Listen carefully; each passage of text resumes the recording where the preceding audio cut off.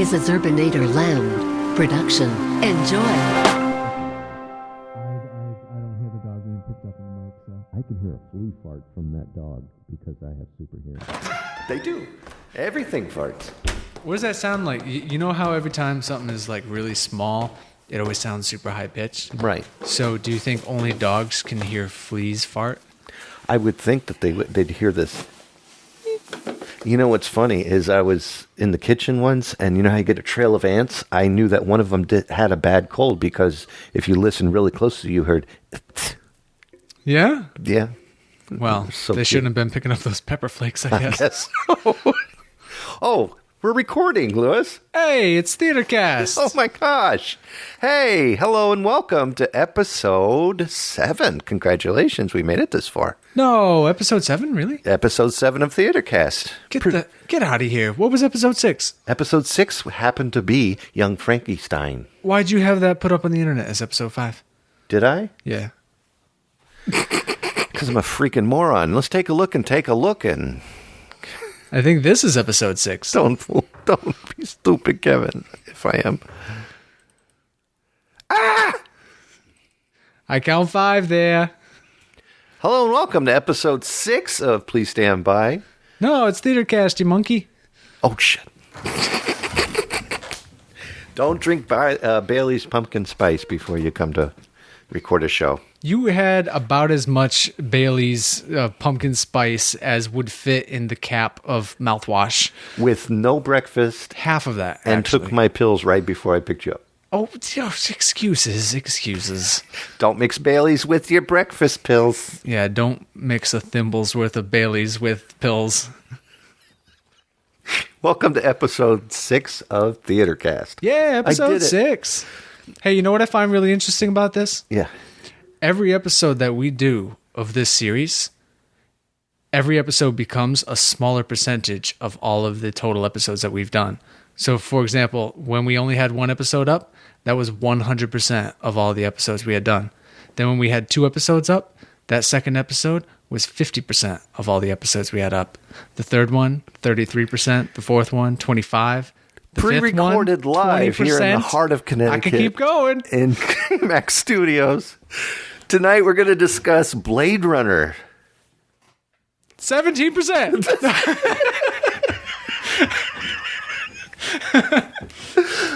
Oh, so get your tickets, grab your popcorn and drinks, and take your seat because the show is... It's about to begin.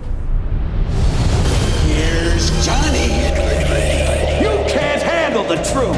For TheaterCast I'm funny how? I mean funny like I'm a clown, I amuse you? with Louis and Zerb.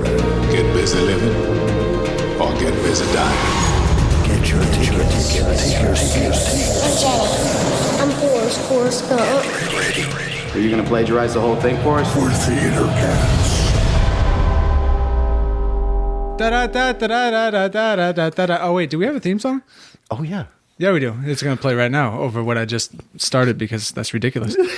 I have to do something first before we begin. What's that? What are you doing? I want to just ask you a couple questions. All right. I mean, A tortoise is lying on its back, yeah, I put it there. and if you notice the tortoise is there and there's nothing you can do about it, and it's going to die on its back there, Kick Louis. it. I'm sorry, is this multiple choice? You come home, they're just questions. Okay, man, I'm sorry. I'm a little nervous, 12595 North Main Street.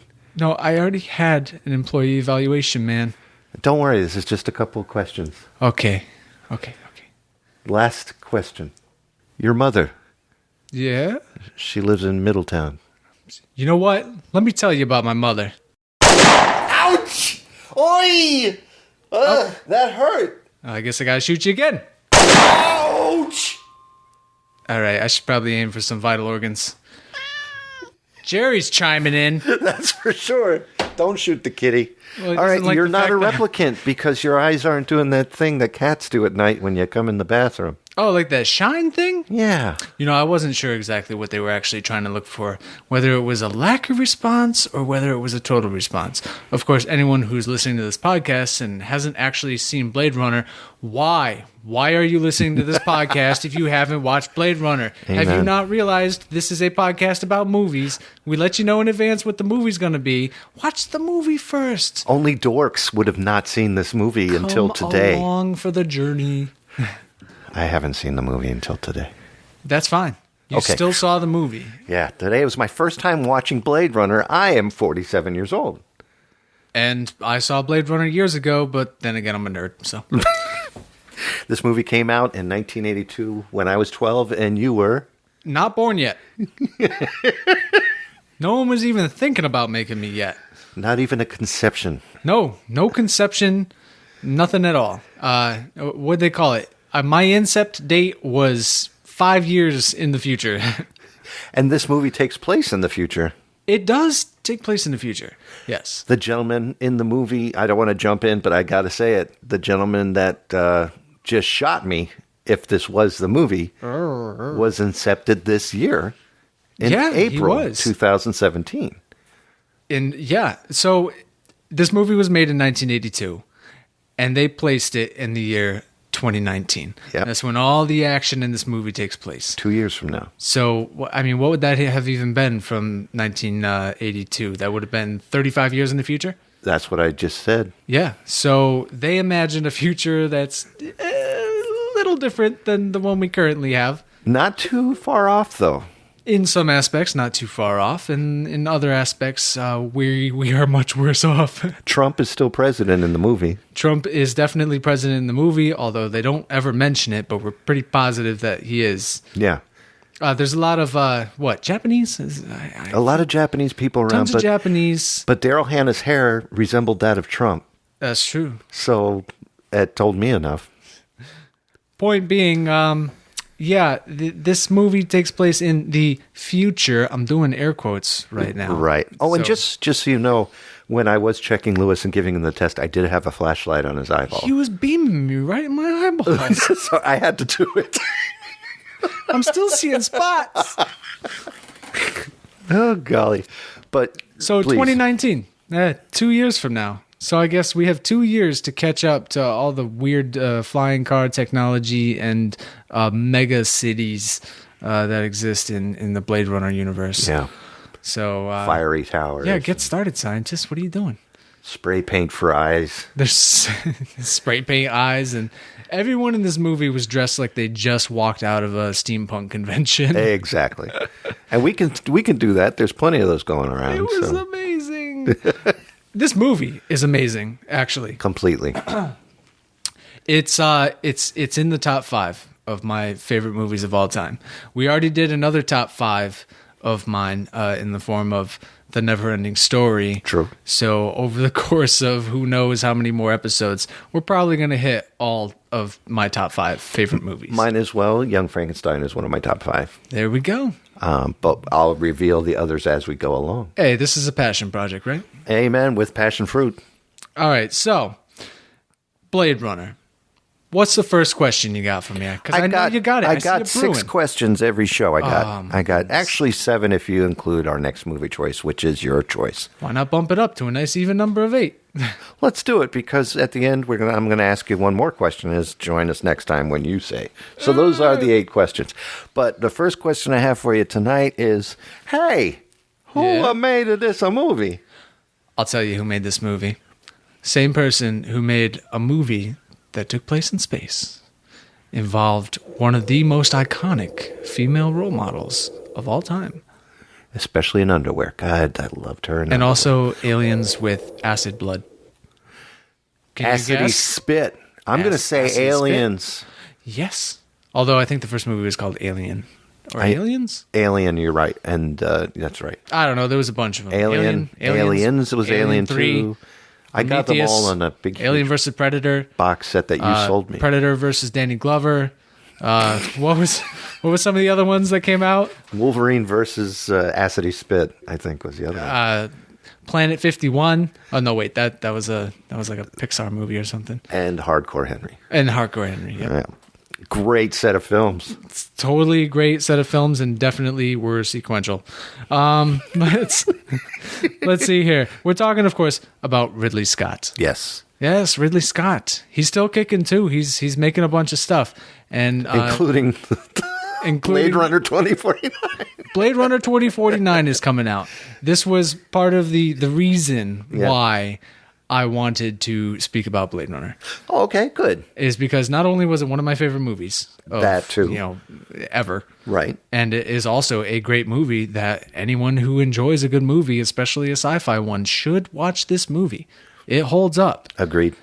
But Blade Runner 2049, it just, when did it come out? It came out recently, actually. That came out last Friday from today, and today is October 20, Whatever. 1925. I think it's the 20th? No, I think it's the 20th. No, It's late 20th, October. 20th. It's not quite Halloween. Not quite Halloween. And we don't know when you're listening to this, but it might still be in theaters. So go check it out. Or Please. if you're listening to this way in the future on some kind of weird archive and we're all dead and you're like wandering through the desert trying to, figure out what happened to the previous society and you just come across some hard drive with this on it. It came out in the year 2017.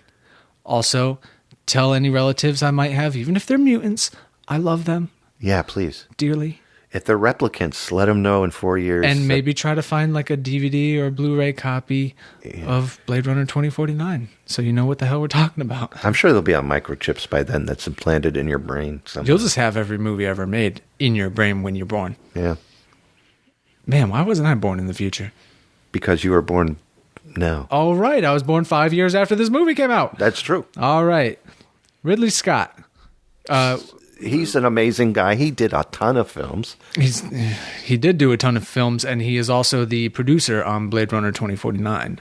He is not the director. They got a new guy, a pretty awesome director on Blade Runner 2049, but he is producing it. He's still good. As long part as of he's the got action. his face in it. Yeah, And he should be. he's got his word in. Let's put it that way. Let's see here. Let's see what Ridley Scott has done in the past. Surely. He's got an amazing filmography. He's not a young chap. He's not a young chap. He's still producing stuff, and his film credits go all the way back to, let's see here, 1965. So he's like 97. Or at least that's even according to IMDb. No, who knows what he did in like film school? He might have made some shorts that were utterly amazing and were just lost to the wind. I wonder if he took a course from Jerry Lewis. Maybe. He could have been one of those directors that was in a Jerry Lewis course on how to make films. But go ahead. Sure could be. He's an amazing director. Oh, gosh, 97 years old. Is that how old he is? No, but No. he might as well be. Get out of here. He's been around for a long time. He's old. He has been around for a long time. He's not quite like Jerry Lewis old, so let's hope he doesn't get out of here. Let's hope he doesn't check out anytime soon. No, please don't. He started out in 1965, The Boy and the Bicycle, a short film. He was director, producer on that. Mm-hmm. There's a bunch of other stuff in here too. Obviously, Alien was like a big one. Everyone knows Ridley Scott from Alien. It was alien to me. Well, now you know. And then Blade Runner shortly after that. I think Blade Runner was probably a response to the fame that he received and the praise that he received from Alien. And they wanted, another great sci-fi epic movie to go along with that. People were thirsty for that. Yeah, and he was the king of that. It came out with Blade Runner. I mean, hey, why not, right? Absolutely. Let's see what else you got here. Gladiator, year 2000. Hannibal, 2001. One of my favorites. You like Hannibal? I do love Hannibal. That's another movie that I Black like. Hawk Down, Matchstick Men, Kingdom of Heaven. Let's see here. Matchstick Men was pretty good. That's with Nicolas Cage. Matchstick Men was pretty good. And he's got a bunch of other stuff in here too. He definitely has been getting back into some of his original properties there with the Alien, and now again with Blade Runner, because he also was director of Alien Covenant and Alien Covenant, the prologue, The Crossing. I guess that was a short film that came out. About 10 minutes long.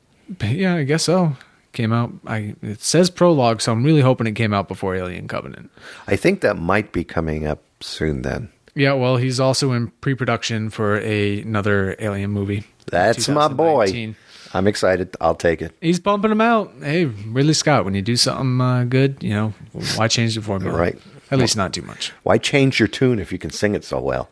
Yeah. Check out other stuff by Ridley Scott, too. I remember reading something somewhere, and I don't know, quote me on this or correct me on it in the comments. I don't care. But he's worked very closely with, I hope I say this correctly, Neil Gaiman? Neil the G-Man? Don't know who that is. Get out of here. All right. You don't know who Thank Neil you, Gaiman guys. is. Oh. No, you can stay. Thank you. You can stay. It's my Thank you. house. I also You get out. I don't know how to stop the recording. Okay. Who is Neil Gaiman? He's a famous author, science fiction writer. He also does illustrations. He is kind of touted as the guy who was the visionary for the style, the dark noir style of the Alien.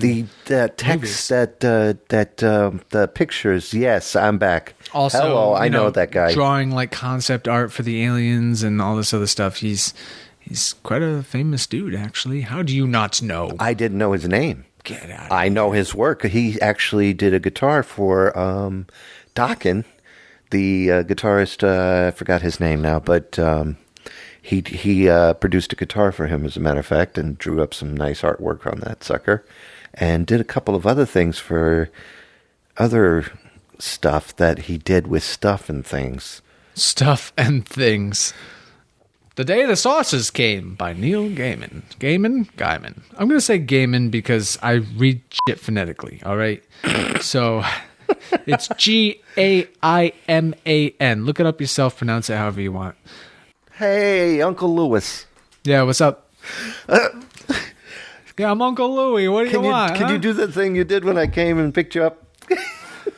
Hey, Uncle Louie. What did I say? I don't remember. Kept popping up over the books in the library section, and you go, hey, it's me, Uncle Louie. You had to be there. I loved it. I thought it was great. I have a question for you, sir. I might have an answer. Who starred in this movie? We had a bunch of people, but obviously the big one was Harrison Ford. Good old Harry. Harry Ford. Makes it clear, let the competition beware. That's actually a commercial we had down in Virginia for somebody's Ford company. But Harrison Ford is in this puppy looking fresh out of, what would that have been by that time? Jedi? Or would that have been... Let's see, that would have been 82, so that would have been... Empire Strikes Back. Because 81 was Empire Strikes Back. It would have been Empire Strikes Back, yeah. So he's fresh out of there and going from one character to the next without carrying anything over because it looks like no connection because Harrison Ford is an amazing actor. I gotta tell you, if you want to... Harrison... I don't know what it was about Star Wars, but he seemed older in Star Wars than he did in this. He seemed almost baby-faced in this. I don't know if it was the type of filters they were using or if it was just like super... The haircut. Like the lighting. The haircut and the his facial expressions were... You're right. He had a kind of like a buzz cut. Like he was a fresh recruit. Yeah. That's what it was. He had super short hair and he just looked like he had just gotten into the action. And it never got wet no matter how many times he ran out in that rain. It was always raining in this movie. We'll get to that later. Never ever got wet. So Harrison Ford. I mean, y'all know him. We don't have to even go through his filmography. Not at all. He's been in a ton of stuff. He was he was looking for the one-armed guy. He was being chased by big round boulders. He's done a lot of stuff. He has. He's been quite the hero in quite the films. He has. Thank you. Mostly heroes, too. I don't ever really see him as the bad guy. I have never seen him as a bad guy in a film. He was kind of an ass in Ender's Game, the most recent Ender's Game movie. True. Maybe that would have been his first naughty. But I would say he was more deceptive than bad. But that's beside the point. He could change. All right. So we got now, who else have we got? Rutger Hauer. Yeah, Rutger Hauer. Or the way that he should say it if he had an accent. I am Rutger Hoover. Sure. Yeah, because they would pronounce the U as a V. I am Hauver. Hoover. It's good to meet you. Have some soup. I love the description on IMDb. What has it got him? Blonde, blue-eyed, tall and handsome Dutch actor Rutger Hauer has an international reputation for playing everything from romantic leads to action heroes to sinister villains. Way to start a description off with blonde, blue-eyed, tall, and handsome. Hello. Right? I would love that to be like on... Slap me, silly ass, Sally. I guess so. They should have a section on like resumes where you can just describe yourself real quick. That's how I would describe myself. Blonde, blue-eyed, tall, and handsome. Well, tall, at least. Let's not go overboard. But yeah, he played Roy. He was the leader, the bad guy replicant in the movie, which we'll get to that whole thing in a bit. And he's got a ton of credits. My favorite credit would have to be the homeless guy with the shotgun. Yeah. Hobo with a shotgun, right? Hobo with a shotgun. What an odd movie, I gotta tell you. I loved it. It's straight to the point. You'll be like, Hobo with a shotgun? What's that movie about? I'll tell you, son. There's this hobo, and he's got a shotgun. Yep. And, well, yeah, that's it. the movie. That's what we got.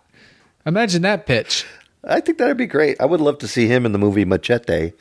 And they both, the hobo with the shotgun. Well, what's that about? Well, it's about a guy. Okay, yeah, I'm on board. And he has a machete. Get out of here. No kidding. Dude. Oh. All right. Yeah. Well, yeah, put them two in a room and see what happens. I'm gonna bank on shotgun, hobo with a shotgun. That was good. Do you ever see Room with a View? Room with a View? What's that about? It's actually a comedy. But all right, is it a comedy? I can't remember. I don't know. I expected you to say it's about a room. I know. And this room. That's why I went the other way. It's got a really great view. I like that description. Anyways, yeah, he was in a lot of other stuff. Look him up yourself. Ton. Yeah. Wasn't he Highlander for a while? Oh, who knows? Wait, was he fighting Sean Connery? I can't remember. Well, he probably killed Sean Connery, so. I can't remember. Rutger Hauer killed Sean Connery. And then you have... We're just saying it here, whether it's true or not. He did that.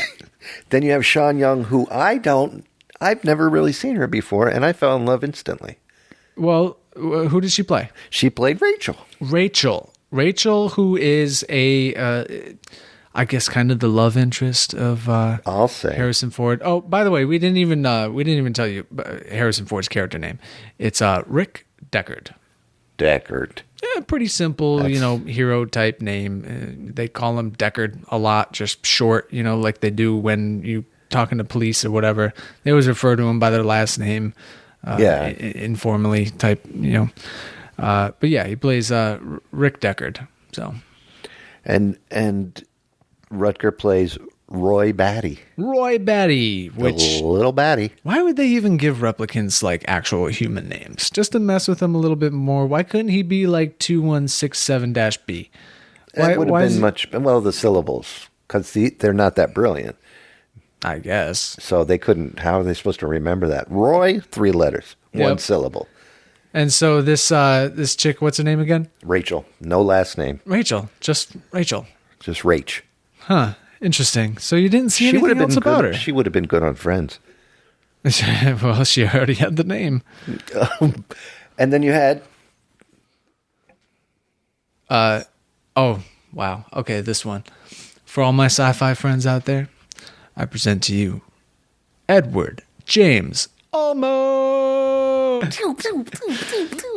Yeah, he from Battlestar Galactica fame, Edward James Olmos, as well as like a million other things, but I pretty much remember him from Battlestar Galactica because, hey, I love that show. I really do. I love sci-fi. I love this. I love Edward James Olmos. I always put him as a cop. Yeah. He's always been a cop to me. He's very coppy. I want to say Hill Street Blues, but I don't think he was on that. But it always seemed like whenever I saw him as a kid, he was a cop. And he's had enough. Well, his whole character, his whole personality just screams authority. It also screams, I am calm. Even if stuff is exploding around me. Armageddon, whether there's I'm fine. Gunfights, the world is ending, an alien is probing him. It doesn't matter. That last one didn't happen. But if it did, he'd be so calm. He'd be super calm. I am good with this. He is excellent under pressure. Next on the list is, of course, M. Emmett Walsh. Yes, that's M. Emmett Walsh. Not two M's. It's M. Emmett, not M. Emmett. It's M. Emmett Walsh. Do I need to spell it out for you guys? Come on. I thought you were on the same page as us. And by the same page, I mean literally the filmography or the casting page for Blade Runner on IMDb. And he was born in 1935. He's still alive. That's not that surprising. People are living forever nowadays. I mean, unless you're a replicant. But we'll get to that. I'll never forget Emmett Walsh in Back to School because that to me was the pinnacle of me watching him talk out of the side of his face. He's the talk out of the side of his face actor. And he's always like, hey, hey. And Back to School, he was like, do the triple Indy. It's kind of like when you're trying to, shout at someone, but also not really shout directly at them. Yeah. So you kind of go out the side of your mouth like, I don't want to yell at you, but I also want to yell at you. And it seems like every film since that, when I see him, he's always talking out of the side of his face and yelling at somebody across the street. When we were talking about Nutty Professor, we were talking about, people doing something for the first time and then it just becoming standard, like an actual thing that anyone can do in any, especially comedy. Yeah. When it comes to, gags. And yeah, there's a guy right there who's making something popular like that. That's his nuance. That is his nuance. That's what he does. And in this movie, it was weird to see him not do something like that. Which this is 1982. I think Back to School is like an 89 to 90 something movie. There also weren't a lot of laughs in this movie. Not at all. But very, very serious. But he did. He would lean over towards Harrison Ford and look at him like, hey. Yay. Yeah. And remember he poured 2 drinks on his desk. And I always wondered about that, why he never joined him on a drink. He did just leave that drink there. And to this day, I'm thirsty. I wonder if that drink is still there to this day. It could be just sitting there waiting for us in the future. It'd probably just be some caramelized, like, sugar at the bottom of a glass. Part of the glass now. Stuck there, a little bit of mold. Oh, this is that drink that Eminem never, he just never drank it. We left it there for him. We thought he'd come back. He still hasn't come back to this day. Do you think his name is the reason Eminem is a rapper? No, I think his name, well, what's the M stand for? Milk chocolate? Mary. I bet you it's something like that. Mary. He's just like, I'm going by M, guys. I can't take it anymore. I don't want to be known as Marilyn. Marilyn Emmett Walsh. Daryl Hannah. Oh! Ooh, did you get a little excited there? Hold on, let me say it again. Daryl Hannah. Splish Splash. Taking a bath. Did you ever see Splash? I have, yes. Oh, she was great in Splash. Well, don't get too out of control. Tell me about her. Oh, well, she is a great actress who is labeled not a great actress. All right, what did she play? Well, let's see. Her character's name. Oh, in this movie, she was Priss. Priss. Her name was Priss. She was attituded. She was a verb. A verb? What would that verb be? Prissy. Okay. No, I think it would be more. She's a Priss. I want to describe her almost like pristine. Pristine. All right. If you guys haven't seen the movie, I'm not even going to bother describing it to you. You've probably seen scenes, clips from this movie in descriptions of great movies from the past, and not even known that you saw her in this movie. Yeah. Because she's in one of the most iconic scenes in the movie. Which is... You want to describe it? The Donald Trump scene, or the one where she's doing all of the... No. That came way later. He grabbed her right by the prissy. Let me ask you... Let me ask you this. Does it have to do with her Olympic jumping about? Kind of. Well, yes.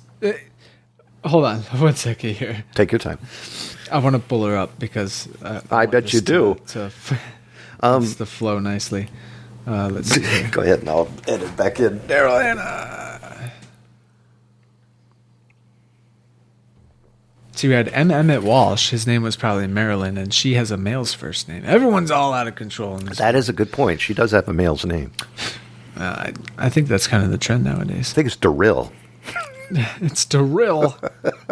If you ever seen a clip from Blade Runner, or hell, even a trailer, then you probably have seen a scene from the end of the movie in which she is dressed in like a leotard, and she's got this makeup on. She looks very fake, which is appropriate because she plays one of the replicants. Yes. And everything is the whole environment is almost surreal. Like a battle royale in freaking Geppetto's workshop or something. Yes, very well said. Which is, it's meant to look that way for a reason. And yeah, she does a lot of flips, and she's just being kooky. She's being a little kooky. Yeah. In a playful and yet very threatening kind of way. Like, I'm crazy, and I'm going to do a few flips for you before I try to kick your head off. Deckard, very true. You jerk. And she grabs Deckard by the crotch. No, she grabs Deckard with her crotch. That's what I meant. Yes. She grabbed him with her crotch. She puts him in like a thigh scissor hold or something like that. And which Deckard really made an effort to turn his head all the way around. He did. Why? Because he's a filthy pig. He probably could have just dived to the ground at any point and bonked her head real hard and just been over with it. But he struggled for about 30 seconds to turn his head around and then, get her off. Of him. Of him. Yes. Of him. Good save. Good save. And and that's exactly what happened. And then what does she do in retaliation? Another moment of the 80s Olympics. She straight up runs to the... We're getting a little ahead here of what has happened in this movie. But she literally runs to the other side of the room away from him so that she can then do multiple flips towards him. Giving him enough time replicants to pull would have out been his gun great and fire at her. If that's what you want to say it. But the Olympic athletes that these replicants were. She was she a pleasure model? They all have different models. Yeah, that's true. All right, let's burn through the other actors on here real quick so we can talk about the actual I can't wait to come back to that. The last person I think we should bother mentioning, there's two of them. James Hong, of course. Great guy. He played Hannibal Chew. Right? Yeah. This is a prime example of this movie setting a mood. Mm-hmm. Hannibal Chew, he was the Chinese guy who... And he was in the frozen shop with the eyeballs. Yeah, so they set a mood of this old world style marketplace around every corner. Everyone's trying to peddle their goods and do all that while mixing it with this future vibe of genetics and screens everywhere and great Chinese food. Yeah, and lots of Chinese food. This goes along again with the fact that Chinese and Japanese culture have eventually or essentially just saturated this future version of Los Angeles. And dim sum. And dim sum, but only two, not four. Only two, not four. But I think I read somewhere too that the population of L.A. at the time in the future that this takes place was 180 million. Yeah, that's a lot. Which is why everything they went up. Is super, super high skyscrapers and layered upon layered upon layered upon layered upon layered, and it's always raining for some reason. We'll get to that too. But James Hong is a very important person because he kind of gives the replicants. Well, he's I don't want to say informant, but he kind of sends them in the direction of their creator because he was. Would you say the last they wanted to come to him for help in not dying anymore? Right. Yeah. He was trying to work on that. But he definitely played a character I'm just a guy doing my job. I make eyeballs. And that's it. He's also part of one of the, I want to say, characteristically creepy scenes in this movie where they show that the replicants, as much as they are fighting for as simple a cause as not dying, are also very sadistic and not kind. No. They are interrogating and basically threatening, but in this veiled way, the character played by Hong by taking eyeballs out of vats of super cool liquid and placing them all over him. Decorating him with his eyeballs. Decorating him with eyeballs. Yeah. Genetically engineered eyeballs. It's one of those scenes where you go, ooh, maybe I shouldn't root for the replicants at this point. He plays an important role. He really does. Even if he's only in a scene for like 3 minutes. Killer goatee. That, well, it was a little thin. It was a little thin, but it looked really cool. I mean... It was long. It was a long, Hannibal Chew-ish goatee. Hannibal Chew goatee. And then finally... Coined it. The last actor that is worth mentioning in this film, Joe Turkel. Creepy-looking guy. Really cool glasses. I think they were quadrifocals. Oh, yeah. So he plays something Tyrell. What's his name? J.B. Tyrell. I thought No. J.F. Sebastian was by William Anderson, who was also really quickly on the Bob Newhart show, which you have not seen. No, I haven't seen. But he played Larry, and his brother Daryl, and the other brother Daryl, Hannah, was in. And this is a way to connect everything. Dr. Eldon Tyrell.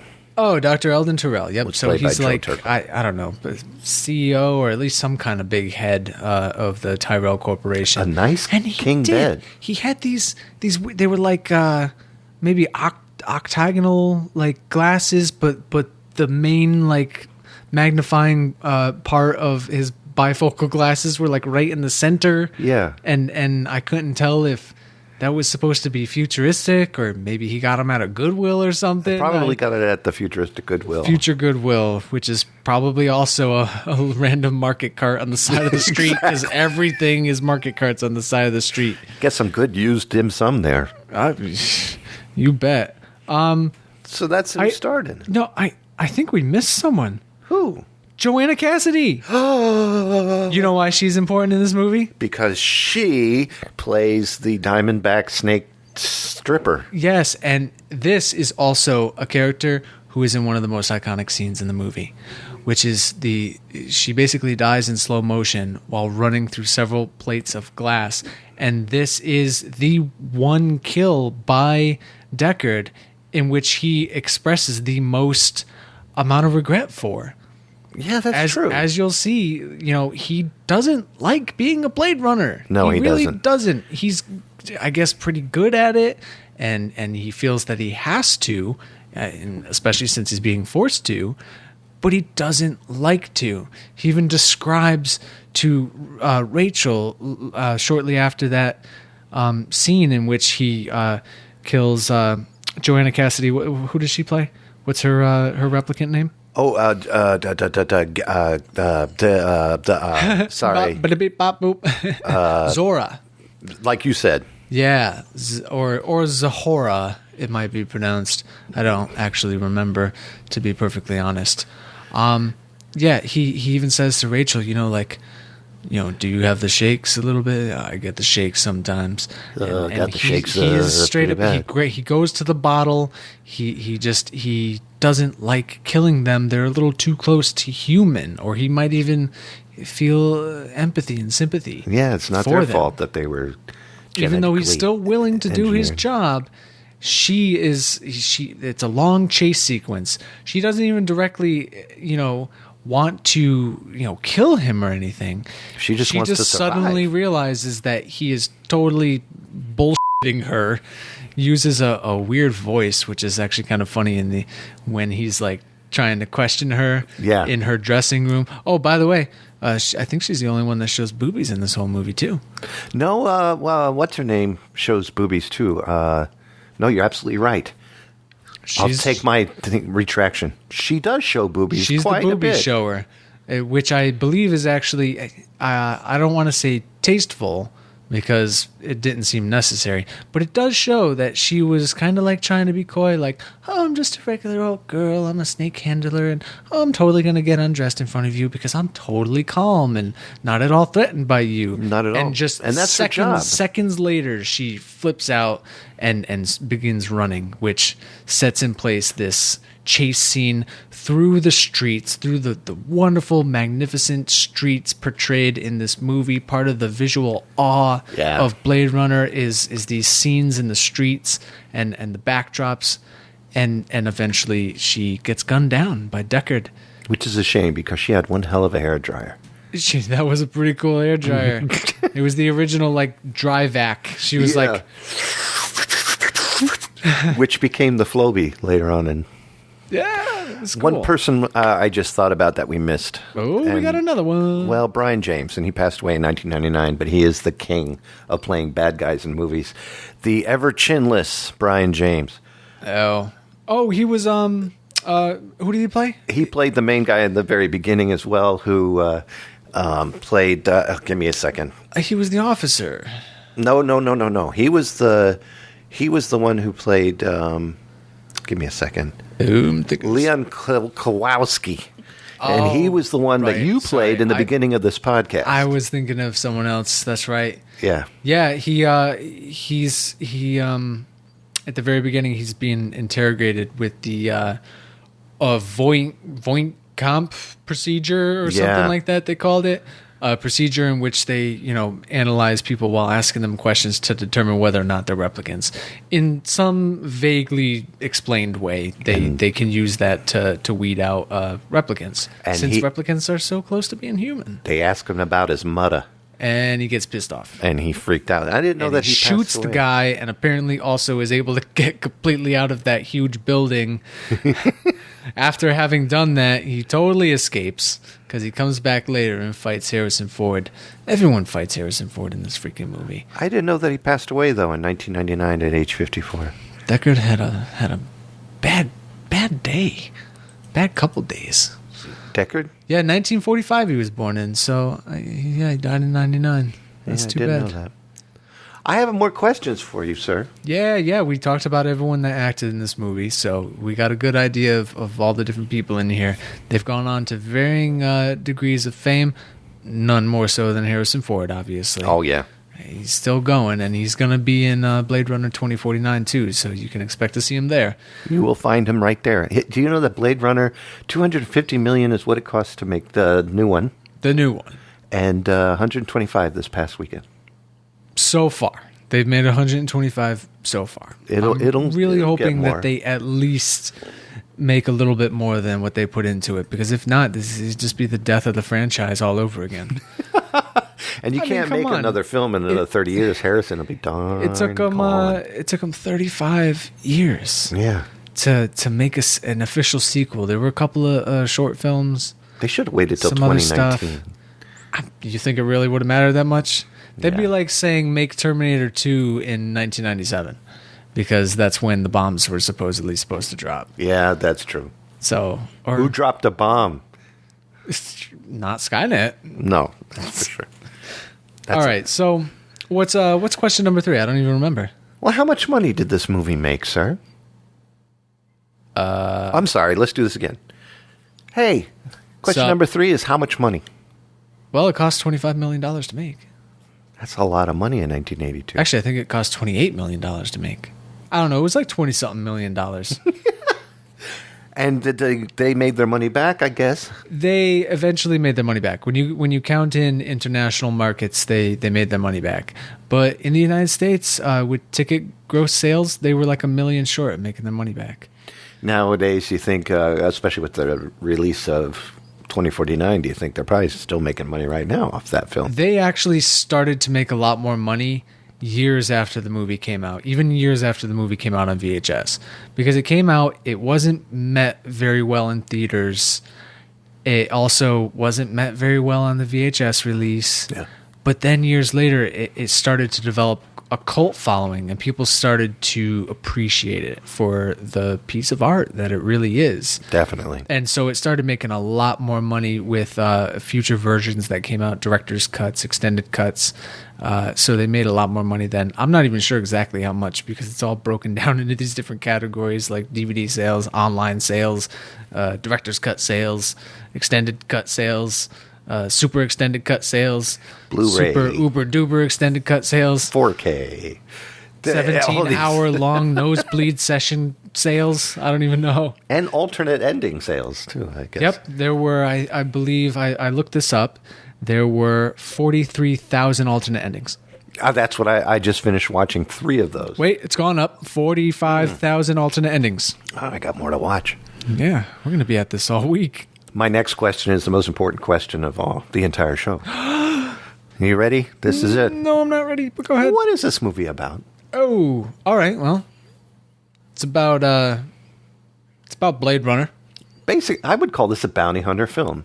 It kind of is about. It is a bounty hunter film. In fact, there isn't a lot of complication to the actual plot line. But there's not a lot of money that he makes as a hunter because he's basically threatened by the cops to go out and get these guys, right? It's more of an obligation. Like there aren't too many Blade Runners, and he's one of the best, so he kind of just has to do it. He's thrust upon it, so to say. But yeah, so. In the near future, 2 years. We're colonizing. Yeah, 2 years from now, but at least 30 some odd years from when the movie was made. Right. We're colonizing other planets, and it's hard work out there. People are frail, space is dangerous, and so we start making these replicant people, which I guess are like genetically engineered people, clones. So to say. Yeah, I think there was a little. Not even clones. Excuse me. It was more to it, though. They were created beings with fake memories that you basically turn on, and they're just suddenly people. They were essentially the workforce, the slaves. They were slaves to clean up and do up and make up. Clean up space, fly spaceships, pick up moon rocks. I don't know what they did. When run the 7-Eleven. Some jerk drives by in his spaceship and throws a space 7-Eleven cup out the window and it lands on the moon. The replicant is the one that comes by and picks it up with a pokey stick. Yeah, exactly. He wears an orange vest and he's like, oh, my life sucks. I miss the days it's a living. It's a life we chose. They didn't choose it, though. That's the whole thing. Yeah, you're absolutely right. And so the Nexus they came make along. them. Well, they make them really good after a while. The first ones are like, I don't know. They probably look like cavemen, I assume, or like the Nutty Professor before he takes his juice. They're just not all that impressive. Right. But then they start making them better and better until they become physically way better than people. Still, intelligence-wise, they're pretty much on par with people, but they're super strong. Right. And they start to get some ideas in their heads like, hey, maybe we don't have to do what they say anymore, Maybe we can run away and do all this other stuff. So they make them illegal. Freedom. Right. Yeah, they make them illegal on Earth. They're like, we will have no replicants on Earth. We still need them in space because, all that space garbage on the moon. Yeah, do our stuff. Yeah. Someone's got to, I don't know, clip our toenails in space. I don't know what replicants do up there, to be honest. They never get into it. Yeah. I assume they're, picking up after our dogs, space dogs, of course. Yeah, space dogs, and clipping our toenails so that they don't become space debris and put a hole in the space station. I don't know. They're doing whatever replicants do up there, but there are none on Earth.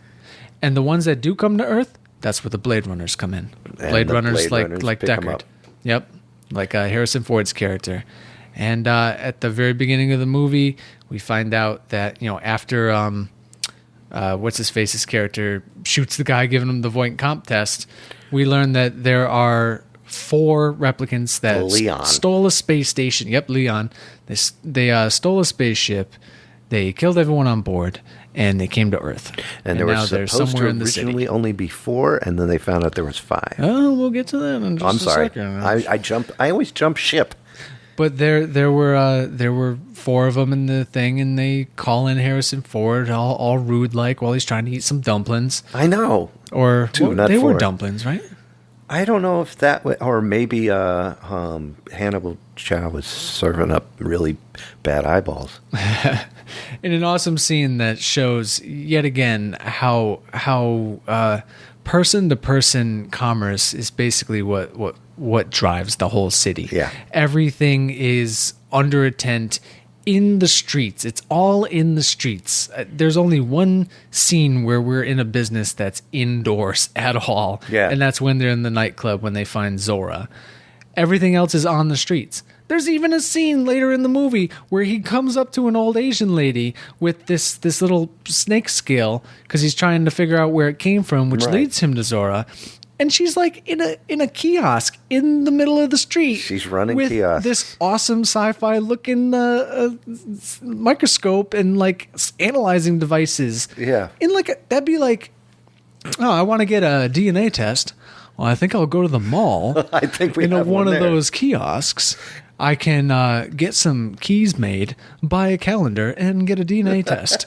Like, come on, seriously? Why was she in the street? Come on down here, get your DNA. Can't get an office space in a back room somewhere? No. You're literally in the street under a tarp. That's capitalism. That's amazing, is what it is. It really sets a mood for the overcrowdedness of, L.A. in the year 2019, apparently. And we got 2 more years to go. Start making babies, people. That's We need right. 180 million. Let's go. Tear down that wall. Let them in. So he starts hunting the replicants. I think who's the first one that he finds? The first one that he would have found would have to have been Rachel, that he thought was a replicant. He goes looking for information at Tyrell. Yeah. That's when he meets Rachel. At first you think she's just like a receptionist or assistant of some kind. Right. And the Tyrell Corporation is like, I'm interested in your Voight comp, whatever test. Right. I really hope I'm not saying that wrong, but it's Voight something. We'll call it the John Voight test. The John Voight test. They give him the John Voight test to determine whether or not they're replicants. And this guy, Tyrell, he's like, I want to see this in action. Yeah. And he's like, all right, well, I test you. And he's like, nah, you should test her. And so he gives her a test and asks her a whole bunch of questions, which she is eager to answer. And then, it kind of fades into a little while later. You could tell they've been at it for a bit. She's and exhausted. They stop. And then he's like, all right. And they send her out of the room. And Deckard is like, she's a replicant, isn't she? And he's like, yeah, new like experimental blah, blah, blah. And then that's when he says, Deckard says, yeah, but she doesn't know that she's a replicant, Right. does she? This is and that's important. that's a twist. It's like, whoa, what? Yeah. They can even be replicants and not know? That instantly opens up so many possibilities in the movie. It really does, because you start thinking, now anyone could be a replicant. And you Harrison Ford never could be a know replicant. Edward James Olmos could be a replicant. Everyone in the whole Hannibal damn Chow city is could a be replicant. a replicant of a replicant. Hannibal Chow is a replicant inside a replicant, operating that replicant with levers and shit. That's how much of you don't know what's going on. A replicated replicant. A replicated replicant, yep. And then you might even find like three replicants in a long coat, just standing on each other's shoulders. And that's a replicant on top of a replicant on top of a replicant replicating a replicant. We call those totem replicants. Totem replicants, yep. There's anyone can be a replicant. You just don't know what's going on anymore. So and by the way, that's who Deckard is looking for, is the chinless replicant Leon, because he is the one that got this whole ball rolling when he shot that cop in the beginning of the film. So. He did. He shot the guy administering the test at the beginning of the film, and it was like, oh well, we got to take care of this now. That's an answer I should have given a long time ago when you asked the question. Speaking of totem replicants, yes. Did you notice that there were a lot of scenes in this in which there were, what's the politically correct term? Tiny people? No. Short people? No. Dwarf people? No, because then we're getting closer. Elves? No. They're not mythical. They're actual people that exist with a condition that makes mini people? Mini people. Mini me's. Maybe mini people. Mini me's, like Vern Troyer. Right. So whatever Vern Troyer identifies as, there were a lot of his the midget people. in Austin Powers? Oh yeah, the midget in Austin Powers. Yes, him. So whatever he identifies as, there were a lot of his people. There were. Yeah, I don't know if that was a choice. I also don't know if they were intentionally midget people, because obviously genetic engineering happens, but there were multiple scenes in which you would just see him walking by. There were even midgets that played the toys in later scenes at JR or JF. And he created those. Whatever JB's, JR, JL's. Yeah, at his Jay's place. I don't know if they just had him on loan. Can you loan midgets? I That's think a back terrible then you thing. could. And yeah, I know. In 1982, you could loan midgets. This is like the Wolf of Wall Street all over again. It's pretty bad. It's a situation. But yeah. I think that was an intentional choice, though. It must have been, because there's no way that there's a scene in which you see a bunch of hooligans or ruffians or whatever in the street, and at least two of them were midgets. Yeah. Midget. I'm starting to get uncomfortable saying midget. Why? I'm not normally that type of guy. Probably because we aren't, and we don't know what the term is. White guilt. White Guilt, my friends. It's White Guilt. It's a real That's thing. a good name for a podcast. Welcome to White Guilt. My name is Kevin. Midgets. Welcome to episode 1 of White Guilt, my friends. This is Lewis. I'm very white. There's Kevin. He's also very white. I'm slightly more white, Opaque, though, my friend. so my name comes first. Nope. All right. Welcome to the Opaque Show. Moving on. That was just an aside.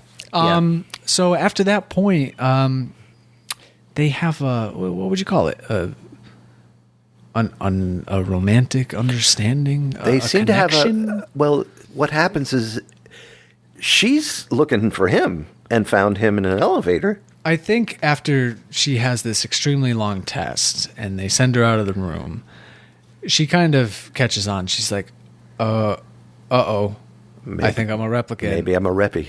And he goes off to do whatever, and then very quickly finds out just by like a radio transmission or something. Oh yeah, she ran away. So now you also got this other replicant as well. Yeah. You got the ones you were originally going after, and now you have this other one. Yeah, I know. Sorry, your life sucks. What are you gonna do?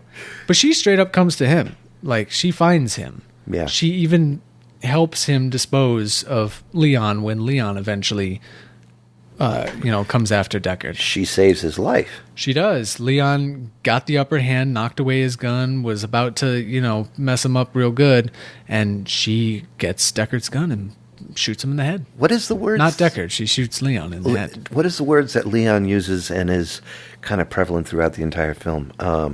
Something about the fear of living. Something about the fear of living and don't you want to die? I don't know. That's the overall theme with the replicants, though, is that they just don't want to die. They don't want to die, of course, because they have such a short lifespan of 4 years. It honestly is. That's the whole thing. They have a safety or some kind of something built into them. I want to say a safety parameter, but they're or always, like a fail safe or something like that, yeah, where they can only live 4 years. The Nexus 6 robots only live 4 years long. So it's not long enough to, I guess, start a revolution or whatever. And they're always living in fear. That's the main thing that they always seem to say. Because they don't know when. They call it the incept date, the date that they were created and turned on. That's their incept date. They have 4 years after that, and then they're going to die. And that's scary. You don't know. So you're constantly doing created people with fake memories and everything just pre-programmed in. They don't know. They just don't know. And it creates a huge amount of fear in them. And Leon says to Deckard, how does it feel to know you're going to die? And then all of a sudden his head just goes... Yeah, Leon's head explodes, and you look, and then there's Rachel with the gun that belongs to Deckard. And man, replicant on replicant violence. What's next?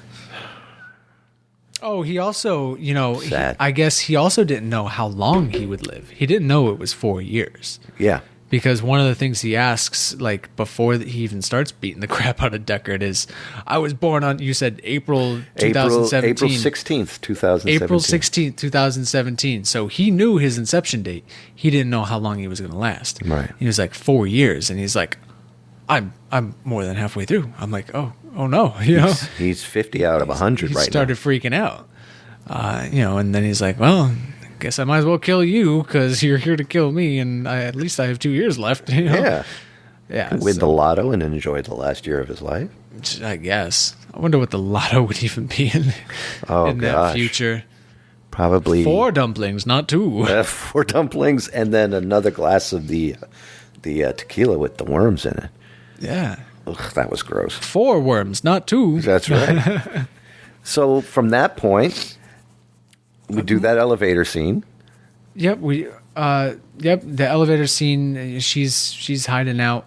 There's a whole bunch of other stuff that happens in the meantime. The one that plays Pris, she meets up with a geneticist who works for the Tyrell Corporation. Makes midgets. Yep, he makes his friends. Yeah. He words it like he makes friends, but then he's like, "Oh, here they are. I made them all. Haha, I'm definitely not all that creepy, except for he's extremely creepy." He also is extremely sympathetic with them because he has a genetic defect that causes him to age rapidly. That's true. Even though he still ages much slower than they do, but much quicker than the normal person. Within the film, you see that. He gets wrinklier. And she also, once she establishes herself with this guy and his weird, I'm just going to call it kind of like a Geppetto's workshop of weird living toys. It's like the land of forgotten toys in Rudolph. It's something else. Definitely is one of the creepiest settings in the whole thing. Everything else is dirty and depressing, but this is just like dirty, depressing with a creep factor of creepy 10. Renaissance-y toy mess. Yeah, and it takes place in like an old theater or something too, up on like a high. Yeah, watch it. The visuals in this movie are amazing, and that sets such a 1982. Mood. Yeah, you can't. We do this nowadays, trying to replicate that. And then she brings Roy there. Her and Roy are. I don't want to say they're lovers, but they're definitely like the 2 main replicants. They are. They are hand in hand. We are going to do something at least about our impending doom. So they're all holed up there. And it's crazy because you kind of understand that. So it's like they are the bad guys, but not really, because they're just trying to exist. Yeah, they're also sadistic and they're very murder sadistic. A lot.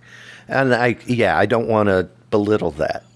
But at the same time, there's a scene in which Roy eventually convinces it's JR, right? That's his name. We'll go the toy maker. Yeah. To bring him up to Mr. Tyrell, and I mean they have a few words, but it really seems like he knew that Tyrell wouldn't be able to do anything for him. So the only reason he was there was to kill Tyrell.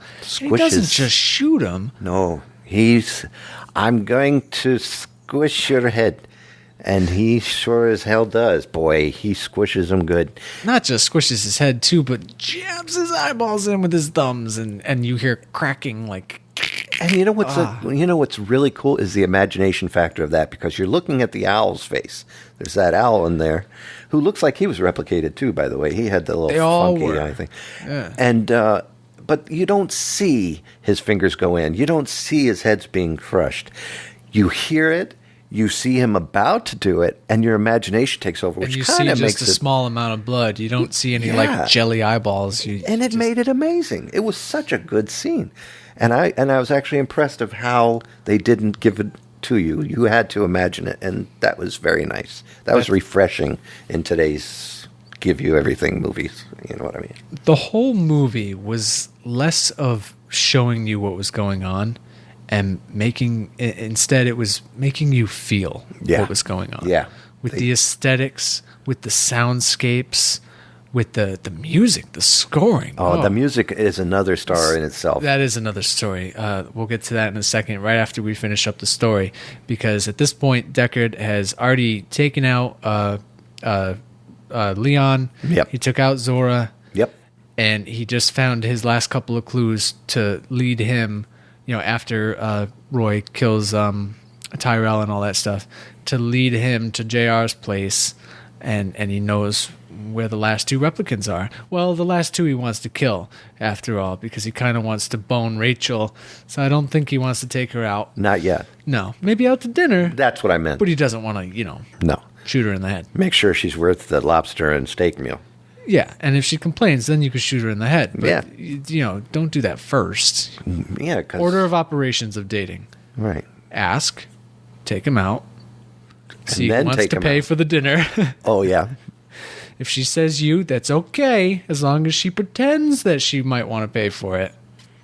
And then if she complains, shoot her in that. That's As long as she's a replicant. Don't do this in real life, guys. no, please don't be that stupid. But anyways, so yeah, he goes up to the old theater / hotel. What was it called? It was called like the Cadbury or something. Something like that. The Cadbury Theater. Yeah. Yeah. So he walks through the cream filling. No, wait, sorry. That's all right. That's a different thing. Different Cadbury. I don't know. It was some theater which probably existed at one point in LA, I bet you. And Yeah. it was just because it was dilapidated. It was old, abandoned. Stuff was built on top of it. It's part of that whole layering thing. They built everything up. Everything was built up and on Straight top up. of everything else. Great job on the cinematography and the modeling. Definitely. So many lights. So many lights. The lighting 1982, itself. and so much. The scenery itself was almost a third-person character in the movie. Just seeing Fourth it person was would like have been the music, but yes.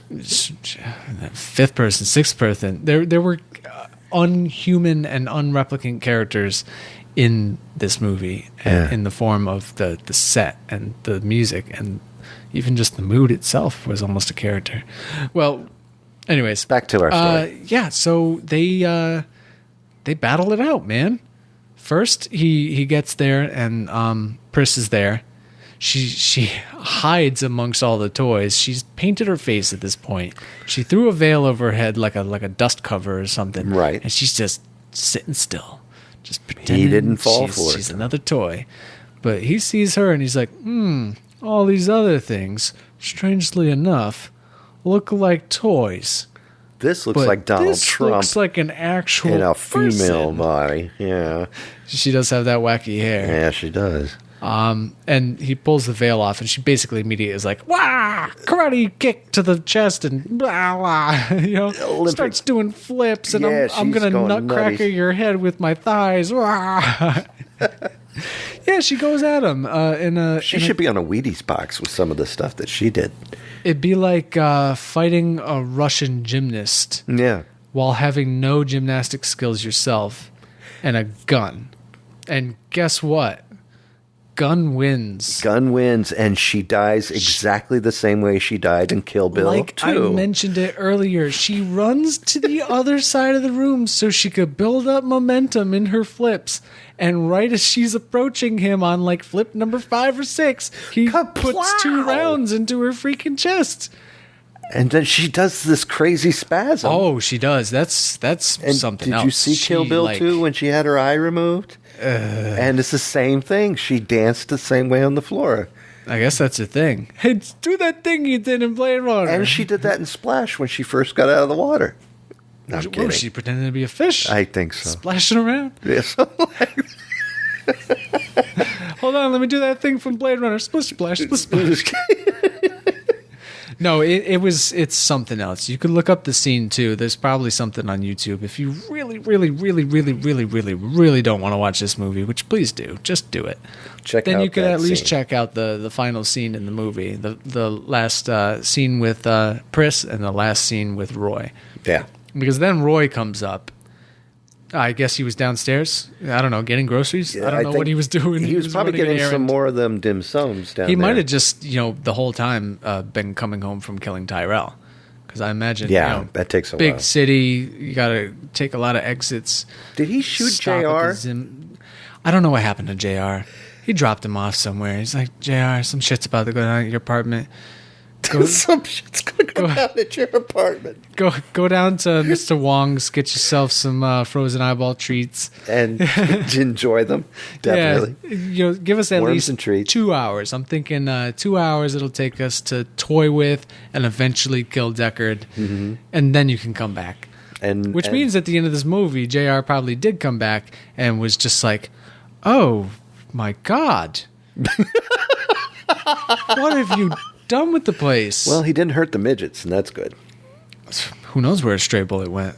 That's true. I mean, he made a new hole in his roof and his wall and his other wall. He got blood everywhere. And then made another hole in a wall. He's just wrecking his walls. They Yeah, really he kept didn't like sticking walls. his head into things. He did. I don't know why he would do that. Maybe to show that he doesn't like tile. If there was no humor in this movie before, which there was very little, a lot of it was like stick in the mud humor. It really was not, punchline humor. Not at all. And at the end, Roy's battle, if you could even say it, with Deckard is, in a way, sadly hilarious. Yeah.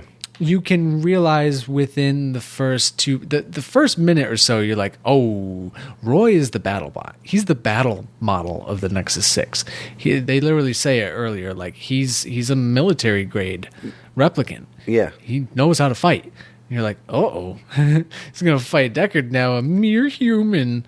And he gets the upper hand immediately, gets the gun away from him and breaks his fingers. Yeah, that had to hurt. Punches through a wall and grabs him and pulls his arm through and then just holds it there. Deckard literally can do nothing. He's just like, all right, what's going to happen? What's he going to do? And he just breaks 2 of his fingers. Not even all of them, just 2 of them, the pinky and the ring finger. He's going to take his time. And then lets him go. And at that point, you're like, oh, he's toying with Deckard. He can kill him at any moment. He could have just killed him then. Time. He's totally going to do it. 2 hours he promised JR is going to take. Exactly. He's like, you got to stay back for at least 2 hours because it's going to take me that long to kill this guy. Why? I don't know. I'm crazy.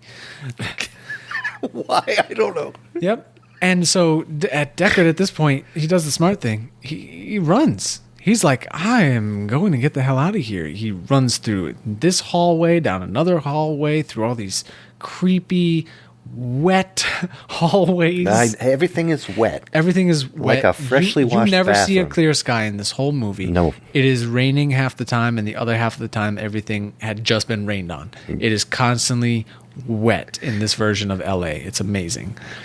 Roy, at this point, also starts to break down. He's finally realizing his date is... He's hitting the 4-year mark. Yeah, definitely. I don't know if it's exactly 4 years, like you hit 4 years and you just start dying like a Duracell battery. Yeah. But he starts breaking down and his hand suddenly like cramps up. And He's got the rigor mortis. He's got the rickets. Not the Rutger Hauers. I'm talking about the rigor mortis. He's got scurvy. He's got lockjaw. In his hand. He's freezing up. Yeah. And so he's like, well, I still need my hand because I still got to mess with this guy. And this I don't understand. Sticks a nail through his hand. How and does I guess that help? I don't know. Wakes the nerves up. It's something. I don't know. He loosens up the tendons. It causes lockjaw in the hand. Or rusty nail. I don't know. He sticks a big nail right through his hand, and he's like, ah, and he's got the crazy face on. That's exactly the look he had. Crazy face, and he goes after Deckard. Deckard at this point, he's climbing higher and higher. He's going for the on roof. The outside of a gargoyle trying to he's climb climbing up the side roof. of the building. He's almost slipping like every 5 seconds, but then barely catching himself. There's a nail biter. Yep. And Roy is like throwing his head through plaster walls, like, ha ha ha, hey, surprise. how you doing? It's very Shining-esque. You remember that face that Johnny. Yeah, Johnny. I was Nicholson. actually looking for that. Like, Jack Nicholson. Here's Johnny. Yeah. Like that crazen look. That's what Roy has the entire time he's going through this Sort of battle. like an M. Emmett with the, hey, do the triple Lindy. I was expecting that to come through the window. And he chases him all the way up to the roof. Yes. The whole time, like, being right there.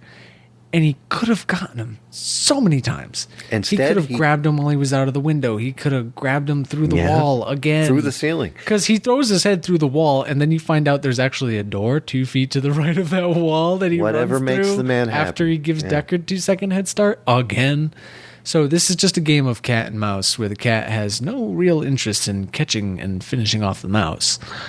And then he finally gets onto the roof, and Deckard is hanging there. Yeah. And there's this tense moment. It's raining, of course.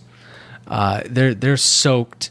Deckard's got 2 bad fingers. He's trying to hang on to the ledge. With 2 fingers that are still good. And Roy is monologuing to him. Yeah. He is just, like, it sucks to know that you're about to die or something along those lines. Right. Something Again, that's that comes back into play. It's very poignant. It's right to What's the point. What's it like living in fear of living. Or something. Of dying, living in fear of I don't know, dying. but I'm definitely going to quote what he says at the very end in just 1 second. Okay. And Deckard starts to slip. And you're like, oh man, is this movie actually going to end with the hero dying? And don't forget, though, that Roy all of a sudden has a bird in his hand. Not yet. Doesn't Almost. he? Didn't he already have it by the time he jumped from window? Did. Where the hell did he get the bird? Okay, so the whole reason Deckard is hanging on to the ledge is because he jumps a short gap between two buildings, and he only Almost barely made grabs it. onto the edge. And that's why he's hanging there. And when you cut back to Roy, who's still on the other building, he suddenly has a dove in his hand. He has a toucan Sam. He freaking straight up like 5th grade magic trick pulled that out of his butthole. I don't know where it came from. Ta-da! That's what he said when he stuck his I head didn't through see the any wall. doves, and the whole movie they're talking about like all the animals are fake because I guess most of them are extinct because humans suck. Like, where did this dove come from? Where? I have no clue how he did it. It's just you turn to I him. started clapping. You don't even show him grabbing it. No. At least not in the cut that I watched. And not mine in is, I one got the that you director's watched. cut right here. And I watched the extended cut. So there's 2 different cuts right there. They both did not show him grabbing this freaking dove. Someone on offset said, "You know what? I have a He's great got a idea dove for now. the scene. It'll be so Here, symbolic." Give him the dove. So he's I got brought the in dove, Frankie from and he's holding home. it, and he's not even being nice about it. He's like swinging it around like it's a Yeah, piece yeah. of freaking fried chicken. And I don't think the dove's happy about that. The dove is like, hey, what are you doing? Hey, oh. He's got his head going back and forth, and you could even tell it's a live dove too, because It it's is. still like trying to correct his You head. hear He's this- like, hey, you're moving a little bit too much here for me, you know? Yeah. And yeah, so he jumps across, and right before Deckard falls, he actually catches him, saves him, and then uses his last bit of like strength to Catches him with pull the him nail hand too. with the nail hand. I guess it Still was a the good, nail's still good in thing it. that he put that nail Yeah, or into else his he- hand. He wouldn't have had any grip. He would have just fist bumped him on his way to his Yeah, death. you would have heard. Oh man, I knew I should have probably have stuck a nail through my hand. Gives you grip. Darn. So he catches him, saves him. Pulls him up onto the. At which point Deckard roof. is almost given up. He still backs up a little bit, backs up against a wall, and just looks up at Roy, expecting to be finished Yeah. off. What now? And then Roy just, and he's also confused. Deckard is like, "Wait, you could have, Why just save let me? me fall." Why save me? Yeah, exactly.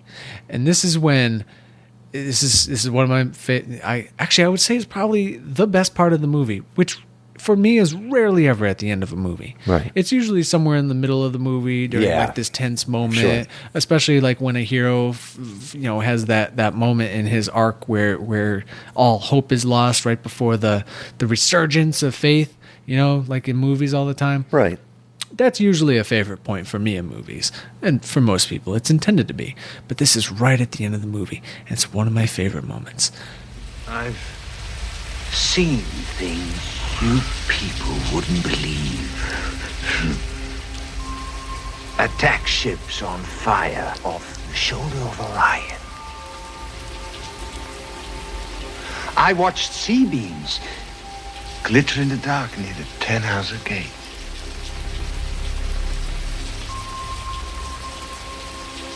All those moments will be lost in time. Like tears in rain. Time to die. And then Roy just slumps over and dies. And the bird goes. Yep, and the bird flies off into the sky, presumably to get hit by one of the police vehicles. Yep, feathers everywhere. Yeah. And it's symbolized to me the idea that Roy knew there was an inevitability to his death. Yeah. Maybe when he first stole that spaceship and killed all the people, he was being ruthless because he thought there was a chance he would live, that he could make it to Earth, that he could find the people that could fix him and his fellow replicants. But at this point, live on. he's already started to break. He knows he's going to die. And he realizes there's no point in killing this last person.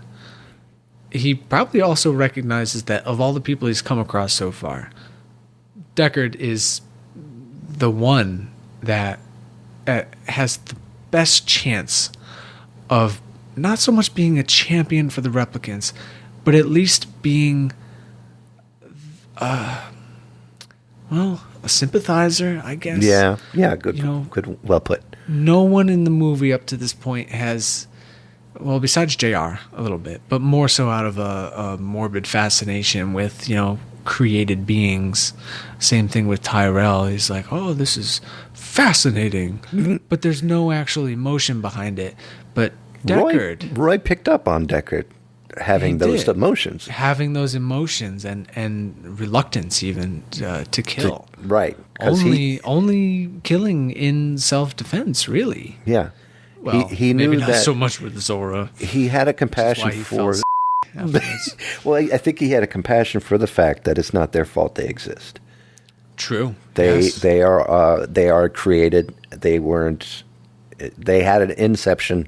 They weren't from conception. And also, they not only did they not have a choice in existing, but they are so damn close to being actual humans. Yeah. I mean, what really is the difference between a replicant and a human?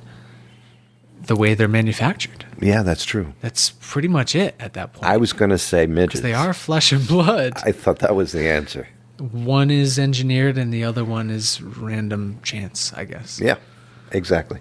Yeah, that's it. With chew eyeballs. With enhancements, sure. Yeah. And, Wasn't that a Beatles song? Choo-choo eyeballs he got, moles and some boo he got.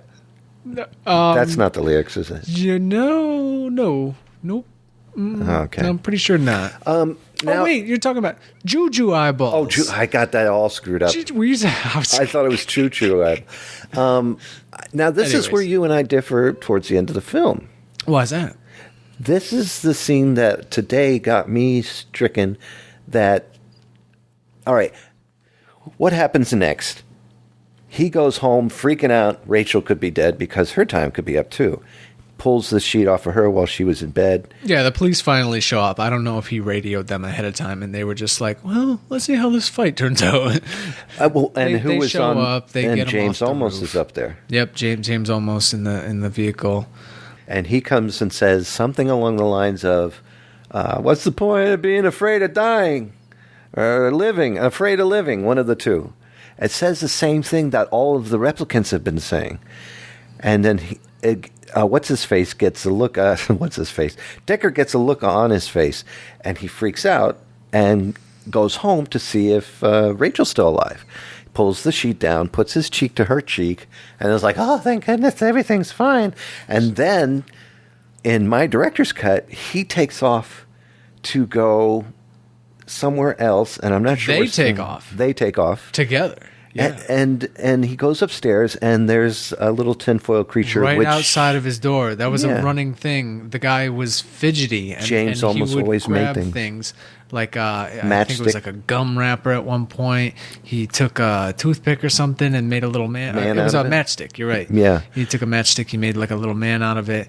And then as he's leaving the apartment in that last scene, he finds one of those little tinfoil like gum wrapper unicorns right there, which says he was there. He was there, and he then knew that other replicant was there. And we don't know why he was there. But this is what I took this as, and you differ with me on this, and I have to say I do. I have to say this. I think James Olmos is a replicant because Rachel lived. Rachel didn't die when she might have supposed to. Maybe he had the inception date or not. I don't know.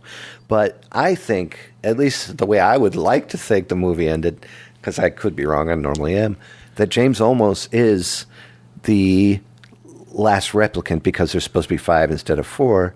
And the reason I think that is because Deckard looks out and you can hear the words of James Olmos again repeated. And it is that same saying. He does. They take a little bit of a artistic liberty. Yeah, and then the movie closes in the director's cut. That is that director's cut version. I don't know if that's the same that you saw. And Extended cut is almost exactly the same as the director's cut. Okay. So it does end very similarly. The only thing that I differ with you is you don't think that James is a... I think it doesn't matter. He might be a replicant, and it totally would make sense since he never actually engages in any of the blade running activities, and he's always like this weird enigma with his cane and creativity. And his weird, his bizarre habit of... And his luscious eyeballs. What would you even call it? A tick, I guess? He has like this weird tick where he creates those little things and he leaves them behind, and he's always talking so cryptically. So yes, it would totally make sense that he's a replicant. But it really doesn't matter at the end of the movie because... But I think he's going to go get him. Whether he was or wasn't, he still spared Rachel. Good point. And was, he even said to him, you better go get her. You never know how much more time you have or something along that lines. Yeah, that's the line. He's totally like he knows that Rachel is there with him or, somewhere that he knows. And that, go to her and have your life. Do whatever it is you're going to do for the last remaining years that she's going to be around. So the bottom line to the entire film is obvious. You cannot make midget replicants. They crash into walls. They do. Yep. They're totally clumsy. They waddle like penguins. You can't do it. Their noses are way too long. Yeah. You know what? I think actually, I'm going to call it right here. I don't know if this is true. Someone could maybe tell me. I think that they gave that tiny little replicant midget toy looking soldier guy super long nose as a kind of homage to Geppetto's workshop in Pinocchio. Amen. Yeah, totally. It would make sense. And if not, then that's what it is from now on. And if that's what it is. That's definitely it. And then lastly, to end the story, if Daryl Hannah ever gets you in a leg lock, make sure you face her crotch. Yep, that's her weakness.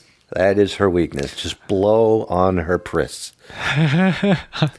Okay, so the final question. Well, one more thing I just want to mention. Hardcore shout out to the person that scored this movie.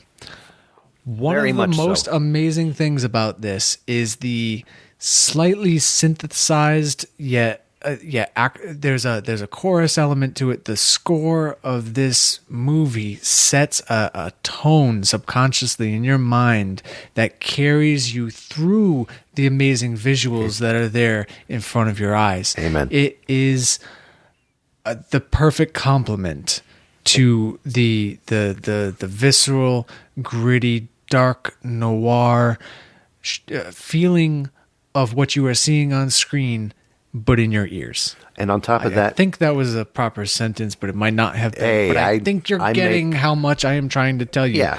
The name of the person that did the music on this is called Vangelis, with a super long... Go ahead and say the name, but don't say it 3 times, because if you do, Bloody Mary shows up. All right. Evangelos Odysseus Papathanasiou. I think I did that somewhat of a justice in an American accent. That was very well done. Yes, it's from Greek origin. He does all different kinds of stuff: electronic, progressive, ambient, jazz. I got to tell you right now, the jazz element screams noir. Definitely. And this movie was intended to be a kind of futuristic noir movie. And so like the old gumshoe, I'm gonna hunt down the people and save the damsel type noir movie, but in the semi-distant future. Exactly. Which is why everything is so dark. And that's also why in the theatrical version of this, the one that showed in theaters, yes, which is probably the biggest detriment of the movie itself, Deckard actually voices over. He narrates the goings on in the movie, like an old noir. Like an old, let's say a beautiful blonde comes to the door of some gumshoe's place and says, "My husband's missing. You have to help me, sir." And then he'd be like, "I ain't never seen a beauty like this before. And she was pleading with me. And you know me, I just can't say no to a beauty like that. But he wasn't saying anything. From here to New York City. She had legs from here to New York City, and then they kept going to upstate New York. Clickety-clack was louder than my watch on a Sunday after preschool. Yep, and What? It was, I guess, much closer to a noir. And everyone almost universally agrees that once they took that out, once they took out that voiceover, the movie spoke for itself. It enhanced instead immensely. of them speaking for the movie. Again, not giving you anything, letting you The movie was think. already doing it. Yeah, exactly. The visuals and the music of the movie were more than enough, and it was almost overkill in the sense that it literally killed the movie. People were just kind of confused. They didn't really know what they were watching. It wasn't received very well. It didn't do well in theaters. Well, people weren't intelligent enough to follow it, if I may say so. I'll be so bold. I think after it's a smart man's movie. 2001 and A Space Odyssey and Aliens and all that stuff coming out, I think Star Wars, people were ready for sci-fi like that. Yeah. It didn't hit the right nerve, and it wasn't until they did 16 more cuts of the film until they got just the right element. Yeah. So Vangelis's music, look it up sometime. Just and one point look up I have that amazing ambient music. It's great. I have to make that there is a point in the film where Harrison Ford, Decker's playing piano to the song that is playing in the background. He hits the note totally twice. Does. And that's sort of a fourth wall break in the music department of this film, which I thought was awesome. A very subtle one. Very subtle, and it was beautiful. They also perfectly hit. They also throw a little bit of music in there too at very appropriate moments. There's a scene in which he's just kind of walking, through again these amazing, elaborate, multi-layered, super busy streets, and this scene of this overwhelming metropolis, and you just suddenly hear music like what would you call it? From like the 1950s, like this rhythm and swing music in the background, but it fits. Yeah. If someone's just playing it on the radio, and you realize that this blend of the old adds to the noir with the modern, with the futuristic, with the crazy. It works. Yeah. In this, it's almost like, let's say you took a milkshake, right? Got it. You add some Oreo cookie crumbles in there, maybe then a few chocolate chips, and maybe a little caramel. You give it a couple little swirls, and you start eating it. It's delicious, right? I'm loving it. Now, what happens if you take that thing, you put that in an industrial food processor, and you go for a minute, and you turn it into a freaking paste, which just tastes like all those flavors in like a paste. It's soft. I'd eat it. You still eat it, but it's like, ugh. There's no texture to this. I'm not getting. I'm not getting the nuggets of this. You're not getting the nuggets. You're not getting the texture. You're not getting more flavor in one bite than you are in the next. It's homogenous. It's like I guess I like it, but maybe not so much. It's a dead version of the. This movie is a milkshake that has been mixed right, not one that was thrown into that freaking processor that McDonald's uses with that big, thick, round cubicle spoon. Stop over mixing my goddamn McFlurries. McDonald's, no, you guys, you're ruining McFlurries. Down. Anyways, you okay? So besides the point, put the cat down. This movie is awesome. Yes, it is. This is definitely one of your favorite movies. Oh yeah, it's number 3 on my list of favorite movies of all time. Now that you've eaten up a bit of time on a milkshake scenario, I have a question. Well, it doesn't matter. I have a question for you. Yeah. Should there be a sequel? Too late. There already is. All right, and then the last question is, and I can't wait to see it. I have not seen it yet. Ryan Gosling is playing, obviously. It's done by an amazing director. We could talk for hours about just a movie that we haven't even seen yet. Yeah. But I'm not going to bother. Denis Villeneuve. Very good. I don't know how to pronounce it. I'm only reading it, guys. I never actually heard anyone say his name. It's he wears a scarf. My boy Dennis. He's a scarf wearing dude, so he's he cool. also directed Arrival. So if you guys saw that movie recently, he directed that one as well. So he knows what he's doing, and he probably sets the tone for Blade Runner 2049 quite well. This last question for the meat of the podcast is useless. Whee! It's a useless question. Fine, ask it anyway. Would you have done anything different? No. I didn't think so. No. And neither would have I. Let's see. Casting, pretty damn good. The visuals, pretty damn good. Director, pretty damn good. Music, pretty damn good. Yeah, I think the only thing I would have done is just shown Roy actually grabbing that goddamn dove at the end of the movie. Why did it just appear in his hand all of a sudden? Come on, guys. I bet you that footage is somewhere on a cutting room floor, tucked in a corner. Some freaking Never showed maid up in swept the it up and alternative. was like, "Oh, nice a dove. I'm gonna take this with me." An Italian maid in the future. It was an Italian maid in 1981 when they were cutting this movie together. Oh, I see your point. Yeah, I don't know. Maybe if I could have gone back in time, I would have been like, "Hey guys, cut out the narration. You'll do a lot better in the box office. Maybe we'll get a sequel sooner than 30 some odd years later." Yeah. Yeah. Now it's time for the next movie choice. It's actually my turn. It is your turn. So you got do you- any options? Well, I think the movie I'm going to pick next, and it is my turn. Yes, And it is your turn. Thank you for I letting me chose have Blade Runner, and now you're going to go, and we're going to go back and forth, unless I overrule you with this large stick that I have with a nail in it. Oh. But go ahead and tell me, and we'll see if I have to use the stick. I'm going to put my head up your dryer and pick The Shining. All right, I'm putting the stick down. No, thank God. I'm going to go ahead and take my The head out of Shining, here. how interesting. I actually had to write a bunch of stuff about The Shining when I took a film class in high school. Oh my gosh, that's awesome. Yeah, we watched The Shining. You know, we watched some of the classics of the time, a lot of Ron Howard stuff. Wow. Yeah, The Shining was one of the movies that we watched. We talked about it forever. Maybe I'll when that one comes out, I'll tag my old teacher, Mr. Russell. Shout out for you. Oh, there you go. Yeah. Then I'll be done. We're going I to agree. take care Let's of do The Shining. Ladies and gentlemen, it brings us to the end of another fine theater cast. So thank you guys for listening very much. And we're going to end the show like we always end the show. Oh, Lewis. Join us next time when Lewis says... He says, "Are you a bread runner?" That's not racist. It's just a quote, but... All of Zerbinator's music and podcasts are under the Creative Commons license, which allows retelling and rebroadcasting as long as the author is notified and credited. For more great escape pods, please visit www.zerbinator.wordpress.com.